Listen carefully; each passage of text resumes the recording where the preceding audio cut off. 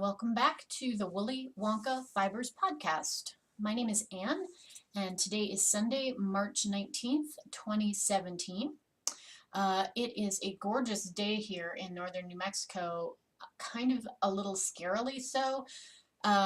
We are closer to Colorado than we are to Mexico, so we tend to have weather more like southern Colorado's, which means this time of year it is still definitely possible that we would have snow even into April. It has been so incredibly warm here. It feels weird. Yesterday, I think it was 74 here at the house. I actually slept with the window open in the bathroom that's connected to our bedroom last night. Have all the windows open this morning. Yeah, it's bizarrely warm, which means also that it's bizarrely warm up where we have had our snowpack, and so that is melting faster than it should, and we're going to be in trouble this summer for water if we lose all our snow now. So anyway, let's see. This is a quick review of my knitting, my spinning, my indie dye and design business for those of you who might be new to the podcast. Thank you for checking me out if you've chosen to spend a little time with me. And of course, thank you very much if you are a regular return viewer. I greatly appreciate everybody who chooses to like the videos, comment, subscribe, all of that. Much appreciated, so thank you. Let's see. Today I'm having a non-work day. This is the first one I think since Christmas, no, New Year's, other than one weekend that I was off for some medical stuff where I had to take a weekend off and wasn't able to work. So, woohoo! I feel like I have a lot left to do to get prepared to go to Yarn Fest in another week, 10 days, but I feel like I actually have it a little bit under control. I have, I normally write myself lists on a piece of paper this size and I divide it in half. And I normally, when I prep for a show, I have usually 5 pages that are filled. So I'll have 2 columns, 5 pages. So I'm down to 2 pages, which is actually pretty good for me, you guys, at this point. It would be nice to feel like I kind of have things, ramped back a little bit under control. We'll see how long that lasts, but at least for today, that is my theory. My husband is going to be cranking up his work travel again. He's actually out all next week. And so he really wanted to take advantage of the weather and wanted to go camping this weekend. And I didn't feel like I could do that yesterday. I wound up working yesterday, but that's okay. I sent him on with the younger dog, kept older dog at home to hang out with me, and of course, I'm a helper kitty.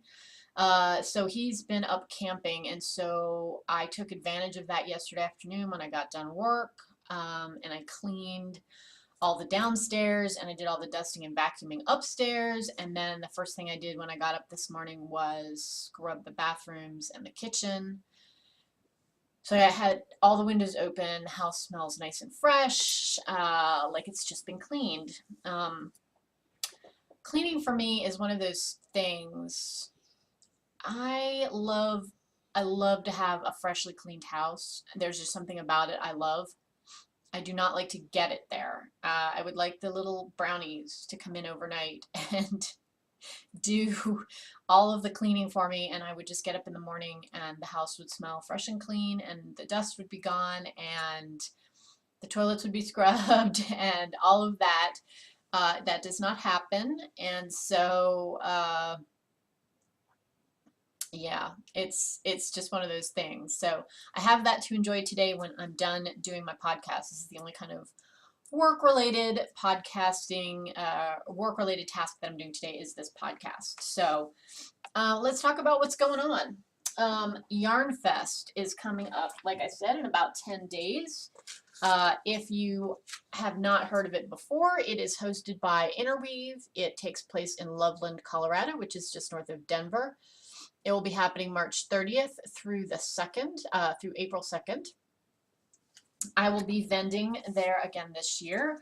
Same booth as last year, 601, which is closer to the entrance doors as you come in.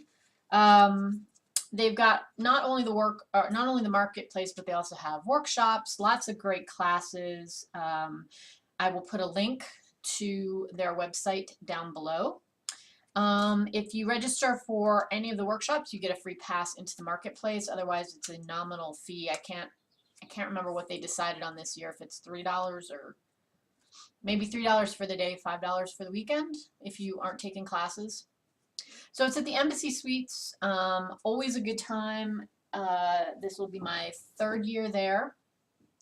I've been every year that they've had it. I think that's right. Is it 3 or 4? Must be 3. Time flies. So getting cranked up for that. I will have my usual and customary kind of hand-dyed things, gradients, self-striping yarns, sock yarns, some kits, some hand spun, some sweater lots and patterns. Excuse me, my allergies are crazy. And I wanted to talk to you a little bit about some patterns that will be debuting at Yarn Fest. So last year, if you came to visit me on my booth, you may remember that I was right next to Blackwater Abbey yarns, which are gorgeous Irish tweed type yarns, lace weight, sport weight, and worsted weight. Marilyn has a really nice color palette. She's got great pattern support. We got talking about yarns that would work for multiple patterns, or multiple yarns that would work for patterns. That's what I'm trying to say. And so we did a little swatching and some trading and some talking back and forth. Did some work over the past year, and she and I have a collaborative collection that we will be introducing at Yarn Fest. So the projects can be knit either in her yarns or in some of mine. You can kind of mix and match, pick and choose. And so she is actually in Colorado. So we've entitled this the Colorado Collection. There'll be a set of 6 knitwear designs. And these 2 that you see on this side of the card are actually a poncho that she designed with some color work. And here are the 6 pieces. A little bit of a glare, sorry about that. Let's try that way. So there is a sweater, a colorwork bag, a cabled vest, lace and cabled shawl, the colorwork poncho that you saw on the back, and then a hat and cowl set. So this one, that's the shawl, this one, that's the cowl, and this one, that's the vest, are my patterns, and then the other 3 are hers. So we will each have copies of these in our booths, as well as some yarn support. These patterns will go live on Ravelry at the end of this week, and I will put information into my what's new, I think it is, thread that's in my Ravelry group, Willy Wonka Fibers on Ravelry. So if you like any of those, you can check them out. If you have questions about what yarns would work back and forth, I use my Carradwin sock for the lace shawl, or you can use Marilyn's lace weight, the Blackwater Abbey lace weight. The 2 worsted weight projects are the colorwork poncho that's there in the center, and the cowl and hat combination, which I did up in my Aislinn DK, the superwash merino nylon blend. And then Marilyn also did a sport weight colorwork bag. That's the one in the center. The other sport weight pattern is this one, which is in my Freya DK, which knits up like a sport weight. It matches her sport weight that's got the cables. And then she also did the cabled sweater that's right there and sport weight. So a nice mix of patterns. We will have promotional handouts there if you guys are there and want to swing by the booth and just need a reminder about what we talked about. Like I said, the patterns will all be up. Mine will be up on Ravelry this week. I believe Marilyn's going to wait till a day or so before the Yarn Fest to actually pull the trigger on hers, but they will all be available no later than April 1st. So if there's any of those that look like they might appeal to you, you have that information and are ready to rock and roll with them. Let's see, what else? Oh, I want to talk about the spring filament. So we have gotten our copies back from the printer. This is Filament Magazine number 2 that I have done as a collaboration with Kathleen Dames. A little bit more of a preview there on the back. So I am doing a giveaway for one ebook copy. So not the print copy, but the ebook copy that will get you all of the patterns on Ravelry. So I wanted to give you a little preview of those. So the first one is Constance that I designed. It is a cardigan sweater that has yoke construction, and it's got just really simple yarn over eyelets here along the yoke and also here at the sleeve cuffs, which you can leave as is, or you can choose to thread a little ribbon through like I did here. And that's also the cover shot. Then we'll kind of segue. These mitts have a matching cowl that goes with them. This is Floralia. Fingerless mitts, just a eyelet pattern on the hand and then a larger kind of floral diamond on the cuff, and that is repeated in the cowl. That was knit in Harrisville Design Silk and Wool. The Constance cardigan was knit in Rowan Kids Silk Haze. So this is Kathleen's design. It's the Fortuny wrap. That's in Woolen Rabbit Opal. It's just a really pretty long stole. Then these are the Gather Ye Rosebuds socks. They have a little floral rosebud, kind of climbing rosebud pattern on them. These are knit in Dream in Color Smooshy. Women's sizes in those, I guess I should say. This pretty wrap sweater that Colleen did called Loosh. Really interesting yarn for this one. It's a fairly simple wrap construction, but the yarn is a silk tape, so it has a gorgeous drape, really pretty. This is Naiad, which is a half pie shawl with little baubles and lace patterning on it. It's also on the back cover. And then Rosarium,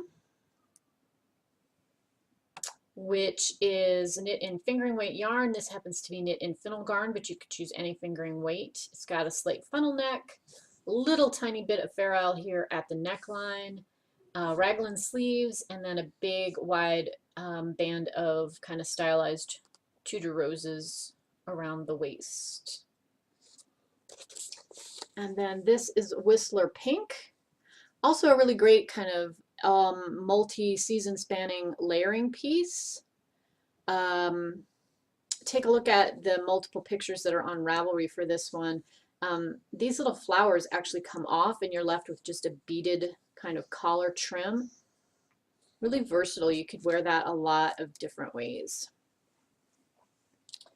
So this is, as I said, the spring issue of Filament. If you would like to leave a, if you would like to win an ebook copy of this, I will have a thread in my Ravelry group. I will put the link to it below. All you have to do is pop into that thread. Tell me what your favorite springtime color is.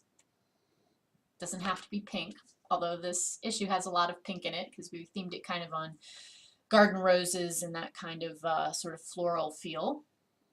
So anyway, 8 patterns. Half of them are Kathleen's, half of them are mine. She will be doing some book signings on the East Coast this spring. I will have copies of the print version in the booth at Yarn Fest, and you can also pick up the collection as an ebook on Ravelry if you prefer the PDF download approach. So New and exciting. All right. I think that's it for that kind of stuff. What I'm working on.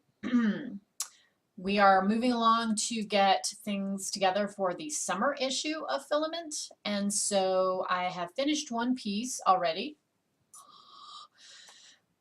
I hate last minute deadline knitting, so I have until mid-April to finish this set, and I am working on the second garment as we speak. There will be a lot of linen blends in this group. Think kind of seaside, not overtly nautical, but kind of summer sea resort kind of feel to it. We'll be shooting photos for that in late April when hopefully there will be no snow on the East Coast. We'll see. Let's see how that goes. So those are all kind of secret projects that I can't show you any details of. But I am actually knitting something I can show you. I know you guys, it's been a drought. I've been in the knit deadline, do nothing else. This is, so back in early February, my grandfather's youngest sister, who was the last of his clan, she was 92, she just turned 92 in January, passed away. She had not been in great health. My mom and her brother got my great aunt moved out of her apartment. She was actually staying at the assisted living facility that my lovely great aunt Iris, who is still doing pretty well, lives in Pennsylvania. But my Aunt Lil was just not, she had not been in good health, and it had sort of just continued to deteriorate, lots of mini strokes. Anyway, she passed away the first week of February, and the night that she passed away was the same day that my newest cousin was born. This is also my mom's side of the family. My cousin Lee and his new wife had a little girl named Talia. And I am woefully behind. I think y'all may have remembered I talked about getting started on the baby sweater like maybe back in November. Did not happen. Finally got a little bandwidth.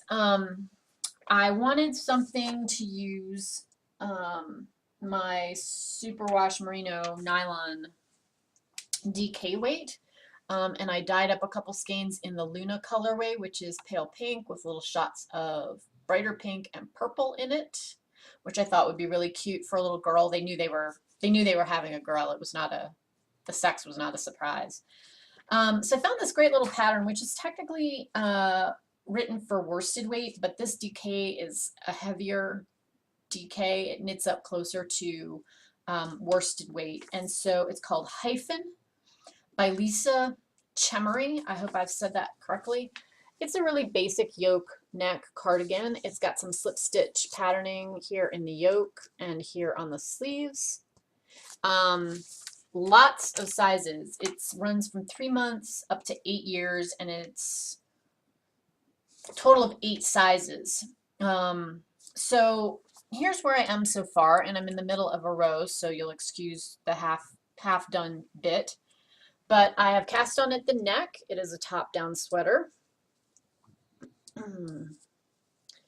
And you can kind of see I've got the button bands on the go, and I'm working on this slip stitch pattern for the yoke itself. There's 3 bands, so I've got 1, 2, and the third one started, and I'm just about there to put this on, put the sleeve stitches on scrap yarn so that I can work the body. Now when Lee and Megan, his wife, found out that they were having a baby, my great aunt Iris, who granted, you know, does not work full time and is 95 and has a little more discretionary time than I do to just start a new project, she cranked through baby things like that. I mean, it doesn't take her long to knit stuff anyway, and she was motivated, and so she got hers done and delivered to them in over the Thanksgiving holiday when they were back east. They live in Minnesota. So yeah, I am woefully behind on this, but that's okay because I'm making a 2-year-old size, figuring that she could have it in the future to wear. My cousin and his wife are both fairly tall people, so she may wind up, you know, in this kind of a little bit bulky, but maybe not too long on her at the 18 months, 1 year to 18-month mark, and then she can have it through the following winter if it still fits. So anyway, I have this started. This is just a casual work on when I get to a project, but I love how this fabric is knitting up with the speckle dye. I think this is going to be an adorable little cardigan for a little girl. She's got dark hair, very cute. So all is good. So anyway, I'm working away on that. No deadline on it, except I'm working on it. I would love to have it finished, you know, before this time next year. Let's hope for that. And so this may be one of my travel projects. I may work on this in the booth because it's a really simple project, especially once you get the sleeves divided at the bottom of the yoke, because then you just you work stockinette from the armpits basically down to the hem. So anyway, that is personal knitting that I am actually working on. So that's been kind of a nice mindless knit to tackle. So I think that's it for what I'm working on the needles. Spinning. I sent out the March Woolly Wonka Fibers Club packages this past week for the 15th, and this month I am doing it's not a base that I normally carry, but I love it. It is merino and black tencel, super soft. It is dyed up. This particular colorway is Tintalgia, which is for one of the blue dragons in a Robin Cobb book, excuse me. So it's bright blues, kind of a darker blue-gray, some lighter grays, and then little pops of red over that black, which gives it kind of a tweedy appearance when it's dyed. So this is where I am with that. I have this 2-ounce half of the braid left to spin, and here is what I've spun up.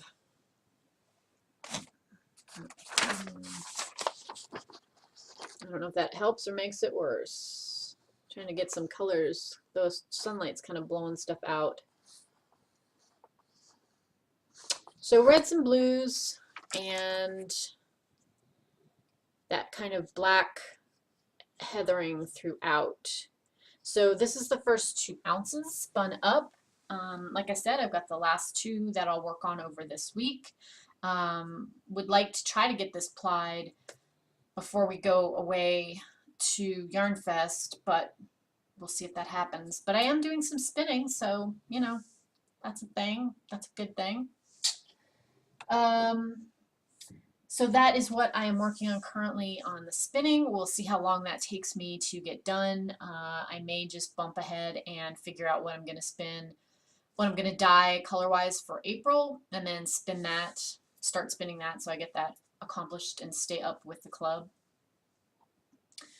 If I have time, I will pop another braid of something on the wheel. It's not like I don't have plenty in stash to spin from. So this is a fun spin. I really like the way that the singles are spinning up. I can spin it nice and fine. I think it'll be a really soft, drapey, fingering weight yarn when it's finished, and I'm anxious to kind of see it plied up and see how the colors continue to interact with each other at the weight that I'm spinning. Then in the kind of other things, I have a little mini stitching finish. This is the little beaded heart that I worked on as a travel project. You can see I have finished obviously the cross stitching, and then I also backed it and added a little ribbon hanger.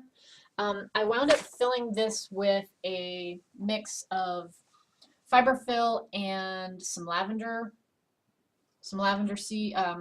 buds, which it smells so great. And I'm just going to tuck it in. I think my sock drawer as a little sachet. Need to, I think, adjust some of the stuffing, but at any rate, it is finished. I managed to actually complete something, so that feels good. So D is for done, as one of my college professors used to say. So that is off of my little stitching list and a finish for the month of March. And then last, I wanted to just mention briefly the book that I have been reading that I finished. And I managed not to write the title down correctly. So I'm going to put that down in the information below. This was an interesting book. The title of it is His Bloody Design, I believe. And it's a historical fiction novel, but I suspect that there must have been some historical basis for the story that's being told. The main character's last name is McCrae, and the author's maiden name or middle name is McCrae. So I don't know if this was an ancestor of the author's, but anyway, it's set in the 1840s in Scotland. And the story centers around this young man who's been accused of murdering this older, not old, but older than he is, his father's age gentleman who lives in his village. So the very first part of the book has a summary of, you know, this is why he was arrested, this is why this young man was arrested, and this is what the charges were. The next 2/3 of the book is supposedly this young man's writing in prison about why he committed the murders, why he committed the murder, and the events leading up to it, and things going on kind of bubbling under the surface in this little village that he lives in. And it paints this young man in a very sympathetic picture, where this older man was kind of the village constable, for lack of a better word. He threw his weight around a lot. He was not kind to anyone in the young man's family. He kind of terrorized them, definitely like the village bully, if you will. And was not really liked by most of the other members in the village. However, there's kind of some hints of a backstory in the young man's writings about how his mother dies. His sister's a little fey. She can predict people's deaths. His dad is kind of a harsh disciplinarian, and he's trying to raise the young man, his sister, and 2 younger children on a very small pittance of an income, and he's kind of grouchy.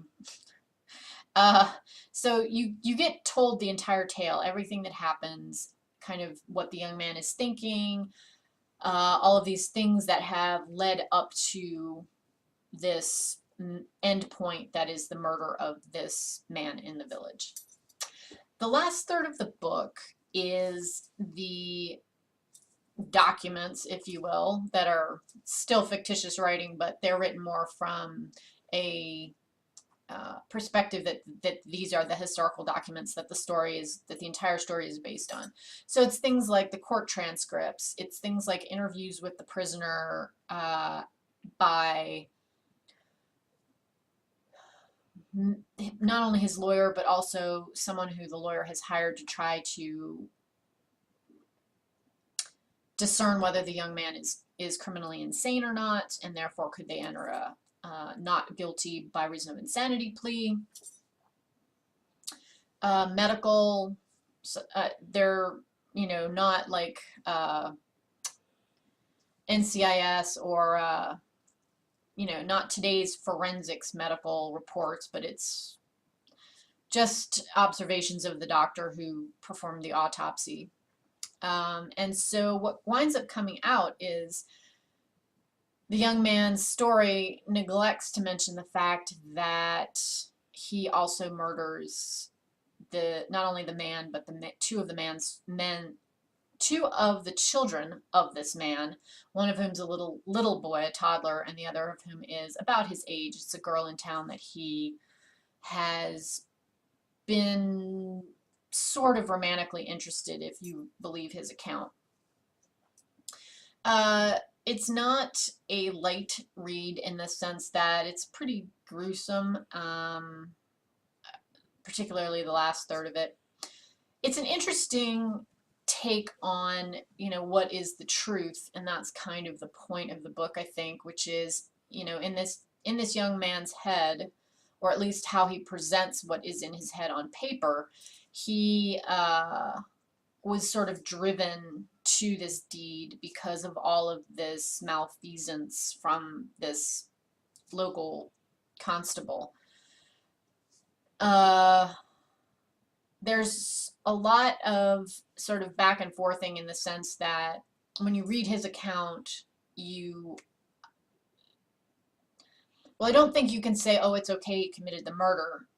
It doesn't go that far, but it definitely paints him in a much more sympathetic light than the follow-up documents paint him. And it does leave some question about, was he truly sane, or was he driven to do this, or what were his true motives, which you don't really ever find out in the book as it unfolds. Depending on whether you accept what he says as true or what you hear in the court documentation, the truth maybe is somewhere in between. So I enjoyed the book because I thought it was thought-provoking. It's not, like I said, it's not a light read, not like summertime reading at the beach, light and airy, but an interesting book. So I'll give it a B. I did like the fact that the author, I don't know what the author's actual background is, if they're a historian or somebody who's written other history, like true history, but they certainly got the things you need to research down. They understood how to present the story in a way that makes it feel like it could be a truth, and not requiring you to suspend your disbelief too much. So that part was well done. And I did get engrossed in the story and tried to, you're trying to tease out and puzzle out what's a truth and what's a not truth. So anyway, I will put information on the book if you think you're interested down in the show notes, so you can take a look at it and see what you think. I have not yet selected my book to read for this week. I do need to get caught up on my blog with my list of things I have been reading, because that was one of the ones, I don't remember the week number, but it was the week's topic was a book in which the narrator was not trustworthy, or you couldn't trust the narrator's narrative, which certainly the bulk of this book would fall into that. Yeah, so that was my reading for the past week. Not exactly fun and uplifting, but an interesting kind of mental exercise, so I enjoyed that part of it. No podcast next week. I will wind up podcasting. It probably will not be 2 Sundays from now. It will probably be that first week of May, or first week of April. Let's not get ahead of ourselves. Once I kind of have my feet back under me from Yarn Fest, and then we can look forward and talk about the Albuquerque Fiber Fiesta, which happens in mid-May. So until I talk to you guys again, thank you for tuning in and spending a little bit of time hearing me blather on about the stuff in my life. I hope that you are enjoying your week wherever you are. Make something beautiful, and until I talk to you again, take care.